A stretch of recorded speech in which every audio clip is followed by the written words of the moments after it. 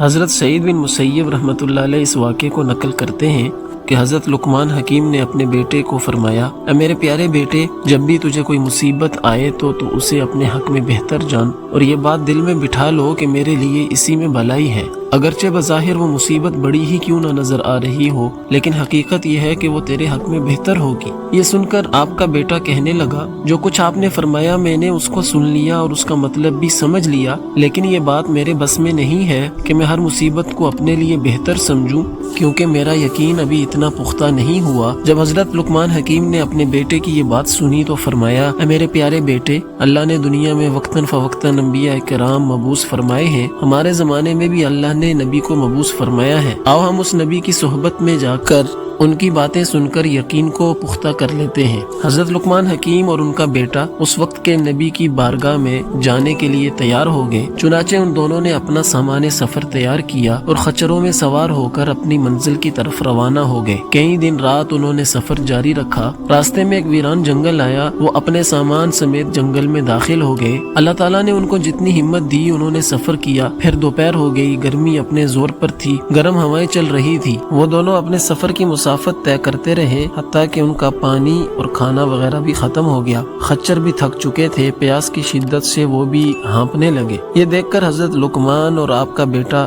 خچر سے نیچے اتر آئے اور پیدل ہی چلنے لگے۔ چلتے چلتے حضرت لقمان حکیم کو بہت دور ایک سایہ اور دھواں سا نظر آیا۔ آپ نے گمان کیا کہ وہاں شاید کوئی آبادی ہے اور یہ کسی درخت وغیرہ کا سایہ ہے، چنانچہ آپ اسی طرف چلنے لگے۔ راستے میں آپ کے بیٹے کو ٹھوکر لگی اور اس کے پاؤں میں ایک نوکدار چیز اس طرح گھسی کہ وہ پاؤں کے تلوے سے پار ہو کر ظاہر قدم تک نکل آئی۔ آپ کا بیٹا درد کی شدت سے بے ہوش ہو کر زمین پر گر پڑا۔ آپ نے اسے اپنے سینے سے چمٹ لیا، پھر وہ اپنے بیٹے کے پاؤں سے اس نوکدار چیز کو نکالنے لگے۔ کافی مشقت کے بعد بالآخر وہ نوکدار چیز نکل گئی۔ بیٹے کی یہ حالت دیکھ کر آپ شفقت کی وجہ سے رونے لگے۔ آپ نے اپنے عمامے سے کچھ کپڑا پھاڑا اور اسے زخم پر باندھ دیا۔ حضرت لقمان کی آنکھوں سے بہنے والے آنسو جب ان کے بیٹے کے چہرے پر گرے تو اسے ہوش آ گیا۔ جب اس نے دیکھا کہ میرے والد رو رہے ہیں تو کہنے لگا، اے ابا جان، آپ تو مجھ سے فرما رہے تھے کہ ہر مصیبت میں بھلائی ہے، لیکن اب میری اس مصیبت کو دیکھ کر آپ رونے کیوں لگے؟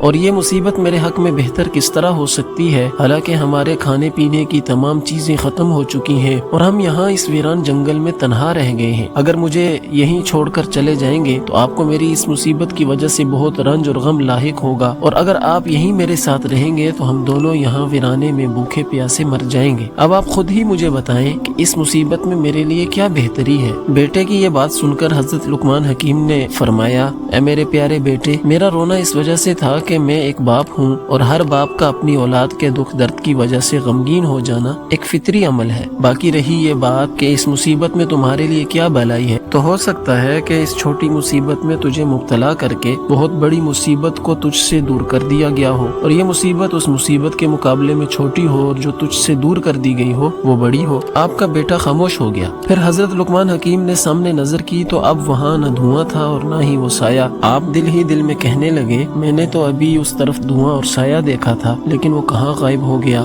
ابھی آپ اسی سوچ بچار میں تھے کہ آپ کو دور سے ایک شخص نظر آیا جو سفید لباس پہنے ہوئے، سفید عمامہ سر پر سجائے، چتکبرے گھوڑے پر سوار آپ کی طرف بڑی تیزی سے آ رہا تھا۔ آپ اس سوار کو اپنی طرف آتا دیکھتے رہے یہاں تک کہ وہ آپ کے بالکل قریب ہو گیا۔ پھر وہ سوار اچانک نظروں سے اوجھل ہو گیا۔ پھر ایک آواز سنائی دی، کیا تم ہی لقمان ہو؟ آپ نے فرمایا، جی ہاں میں ہی لقمان ہوں۔ پھر آواز آئی، کیا تم حکیم ہو؟ آپ نے فرمایا، مجھے ہی لقمان حکیم کہا جاتا ہے۔ پھر آواز آئی، تمہارے اس ناسمجھ بیٹے نے تم سے کیا کہا ہے؟ حضرت لقمان حکیم نے فرمایا، اے اللہ کے بندے، تم کون ہو؟ ہمیں صرف تمہاری آواز سنائی دے رہی ہے اور تم خود نظر نہیں آ رہے۔ پھر آواز آئی، میں جبرائیل علیہ السلام ہوں اور مجھے صرف انبیاء کرام اور مقرب فرشتے ہی دیکھ سکتے ہیں، اس وجہ سے میں تمہیں نظر نہیں آ رہا۔ سنو، میرے رب نے مجھے حکم دیا ہے کہ میں فلاں شہر اور اس کے آس پاس کے لوگوں کو زمین میں دھسا دوں۔ مجھے خبر دی گئی کہ تم دونوں بھی اسی شہر کی طرف آ رہے ہو، تو میں نے اپنے پاک پروردگار سے دعا کی کہ وہ تمہیں اس شہر میں جانے سے روکے، لہٰذا اس نے تمہیں اس آزمائش میں ڈال دیا اور تمہارے بیٹے کے پاؤں کو زخمی کر دیا۔ اس طرح تم اس چھوٹی مصیبت کی وجہ سے ایک بہت بڑی مصیبت سے بچ گئے ہو۔